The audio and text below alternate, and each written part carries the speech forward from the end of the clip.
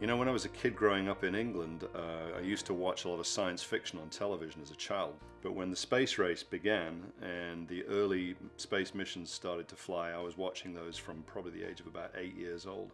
You just really couldn't miss it. It was everywhere. It was a real adventure. It was exciting that we were going to go to the moon. Yeah, this is my brother and I back in 1968, 69, building a model of the Apollo spacecraft when we were fantasizing about being astronauts.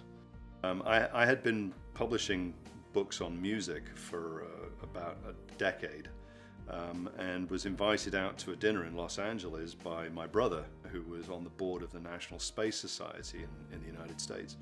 And he said that they were going to be hosting a dinner for some of the Apollo astronauts. So I thought that sounded like fun. And the very moment I arrived at the hotel, walked into the lobby of the hotel, there was Buzz Aldrin standing there with my sister-in-law.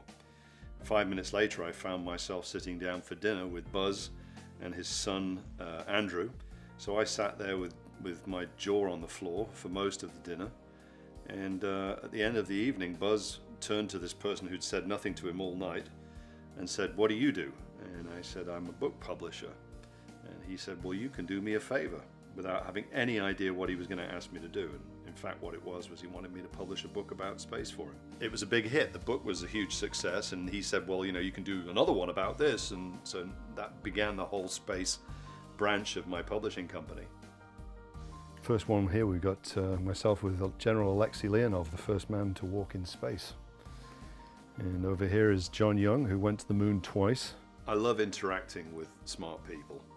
And when you go to these space conferences or air shows where a lot of these guys are, you know, you get to stand in the room with people who are, you know, orders of magnitude smarter than I am. And that's really the gift that this has brought for me, is I've learned so much about technology and history and, you know, accomplishment and endeavor, and it's just so gratifying to do that. It was a thrilling thought that we were going to have moon bases and hotels in orbit, and you know, in my small way, I'm hoping I'm contributing to, you know, maybe that future will happen.